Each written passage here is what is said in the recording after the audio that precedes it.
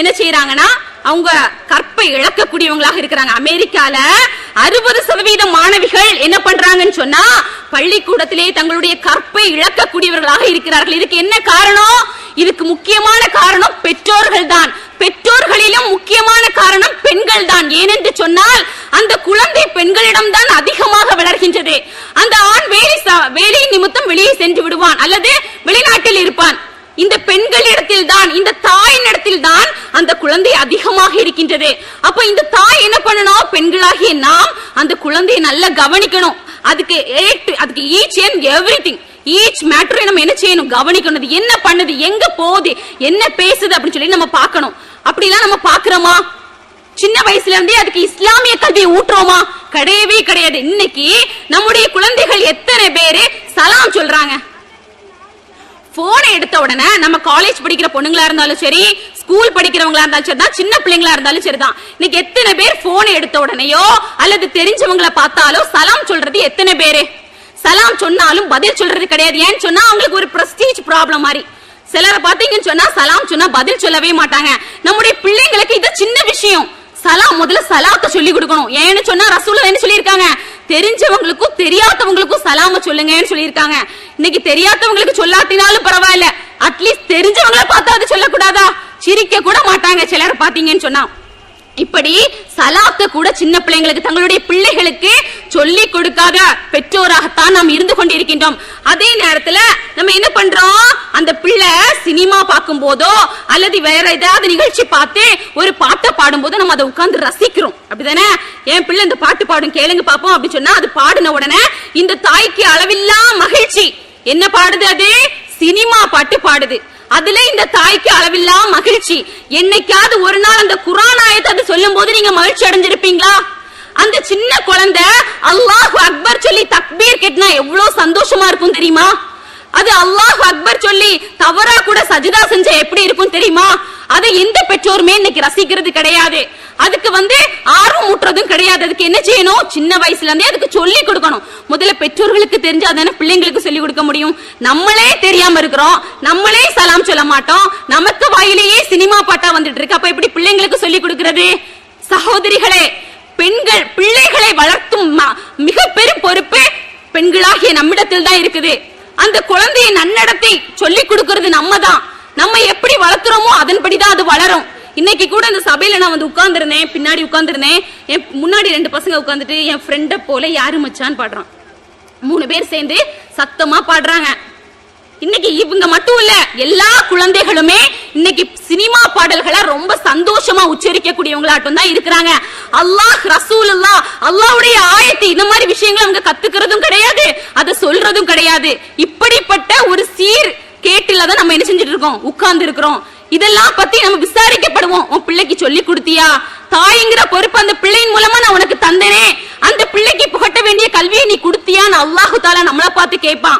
அன்னைக்கு தலை குனிஞ்சு நிக்க கூடாது, தலை நிமிர்ந்து பதில் சொல்லணும்னு சொன்னா மார்க்க கல்விய குர்ஆன் ஓதுறதுக்கு, அது மட்டும் இல்ல ரசூலுல்லாஹ்வுடைய வழிமுறைய சின்ன வயசுல இருந்தே அந்த குழந்தைக்கு நம்ம சொல்லி கொடுக்கணும். அப்பதான் அந்த குழந்தை இஸ்லாமிய மார்க்கத்தை பின்பற்றக்கூடிய குழந்தையாட்டு கடைசியில வளரக்கூடியதாக இருக்கும். இந்த சலாம் ரொம்ப இம்பார்ட்டன்ட். சலாம் தான் ஸ்டார்டிங்னே வச்சுக்கோங்களேன். இந்த சலாம் சொன்னாலே அந்த குழந்தைக்கு கொஞ்சம் கொஞ்சம் வந்துரும். சலாத்து முதல்ல சொல்லி கொடுக்கணும். ஏன்னு சொன்னா இந்த சலாம் தான் பிற மதத்தவரையும் எளிதில் கவரக்கூடியது, அப்படி ஈர்த்து எடுக்கக்கூடியது. ஏன்னு சொன்னா நான் மெட் ஸ்கூல்ல ஒர்க் பண்றேன். எங்க பிரின்சிபல் சார், இது மெட் அப்படிங்கிறது ஒரு முஸ்லீம் ட்ரஸ்ட் தான் நடத்துது. இதுக்கு பிரின்சிபலாட்டு கிறிஸ்தவ மதத்தை சார்ந்த ஒருத்தர் தான் வேலை பார்க்கிறாரு. அவர் ஒரு தடவை எக்ஸாம் நடந்துட்டு இருக்கு, காதூர்மா மிஸ் கொஞ்சம் கூப்பிட்டு விடுங்கன்னு சொல்லி எங்க பிரின்சிபல் சார் சொன்னாங்க. உடனே கீழே வந்த உடனே எங்க சார் சொல்றாரு, ஏமா நான் நேத்து சும்மா டிவி பார்த்துட்டு இருக்கும் போது திடீர்னு உங்க சேனல் ஒண்ணு வந்துச்சுமா, அதை பார்த்த உடனே அதுல ஒருத்தர் பேசிட்டு இருந்தாரு. என்ன பேசினாரு அப்படின்னு சொன்னா, உங்க மதத்துல நீங்க அஸ்ஸலாமு அலைக்கும் சொல்றீங்களே, அது எதுக்காக சொல்றீங்க அப்படின்னு சொல்லி என்கிட்ட கேட்டார். நானும் சொல்லி கொடுத்தேன். சொல்லி கொடுத்த உடனே அவர் அழகா சொன்னாருமா. என்ன சொன்னாரு அப்படின்னு சொன்னா, இன்னைக்கு நம்ம சொல்ற good morning, good evening, good night எல்லாமே எல்லா இடத்துலயும் சொல்ல முடியாது. உதாரணமா ஒரு இறந்த வீடு அல்லது ஒரு இறந்த வீட்டுல போறோம். நம்ம போறோம், ஒரு இறந்த வீட்டுக்கு நம்ம போறோம். அங்க போயிட்டு ஹாய் குட் ஈவினிங் அப்படி சொன்னா நல்லா இருக்குமா? ஹாய் குட் மார்னிங் நல்லா இருக்குமா? போயிட்டு வரும்போது குட் நைட் சொன்னா நல்லா இருக்குமா? அதை விட அஸ்ஸலாமு அலைக்கும் சொல்லலாம், அது எல்லா இடத்துலயும் சொல்லலாம் இப்படின்னா அந்த மனுஷர் டிவில சொன்னாருமா, எனக்கு ரொம்ப பிடிச்சிட்டு, எனக்கு அந்த விஷயம் ரொம்ப பிடிச்சிருந்தது, அதுக்கு மீனிங் என்னமா, இது மட்டும் இல்லாம இதெல்லாம் போடுவாங்களா அப்படின்னு சொல்லிட்டு அவர் எக்ஸ்ட்ராடினரியா என்கிட்ட கேட்கிறாரு, கேட்டு தெரிஞ்சுக்கிட்டாரு. அப்படி பிற மதத்தை கவரக்கூடிய ஒரு பண்பு தான் இந்த சலாம் சொல்றது, அஸ்ஸலாமு அலைக்கும் அப்படின்னு சொல்றது. ஆனா இன்னைக்கு நம்முடைய பிற மதத்தவர் அழகா சொல்றாங்க, அவங்க அதால கவரப்படுறாங்க. இன்னைக்கு இஸ்லாமிய மதத்திலேயே இருந்து கொண்டிருக்கின்ற நம்மில் பலர் என்ன பண்றாங்க, சலாம் சொல்றதும் கிடையாது, சலாத்துக்கு பதில் சொல்றதும் கிடையாது. அப்படி நம்ம இருக்கவே கூடாது. அல்லாஹ் தஆலாவின் வசனங்களை பேணக்கூடியவர்களாகவும் ரசூலுல்லாஹ் ஸல்லல்லாஹு அலைஹி வஸல்லம் அவர்களுடைய வழிமுறையை பின்பற்றக்கூடியவர்களாகவும் தான் நாம் இருக்க வேண்டும். அடுத்ததாக இப்படியாக இளமை பருவம் முடிகிறது. அடுத்தது தாய்மை பருவம் வருது. தாய்மை பருவத்துல நம்ம முக்கியமா இளமை பருவம் போக தாய்மை பருவம், இந்த தாய்மை பருவத்துல நம்ம பிள்ளைங்களை ரொம்ப கண்காணிச்சு வளர்க்கணும் சின்ன வயசுல இருந்தே. இன்னைக்கு சின்ன பிள்ளைங்க இப்படி பாட்டு பாடுறது மட்டும் இல்லைங்க, என்ன அப்படின்னு சொன்னா இடைக்கு சக்திமான் அப்படின்னு ஒரு தொடர் வந்துச்சு. சக்திமான் அப்படின்னு ஒரு தொடர், அது பிள்ளைங்களாம், அதாவது சின்ன குழந்தைங்களாம் ரொம்ப ஃபேமஸா பார்க்கக்கூடிய அவங்களோட ஒரு இம்பார்ட்டன்ட் ப்ரோக்ராம்னு வச்சுக்கலாம். அவங்க அந்த ப்ரோக்ராம் தொடங்கிட்டாலே உட்கார்ந்துருவாங்க. இதனுடைய விபரீதம் என்ன அப்படின்னு சொன்னா உங்களுக்கு எல்லாத்துக்கும் தெரிஞ்ச விஷயம் தான். 7 வயது குழந்தை என்ன பண்ணான்னு சொன்னா மொட்டை மாடியில இருந்து சக்திமான போல சுத்தி என்ன செஞ்சா கீழே விழுந்து இறந்து போனா.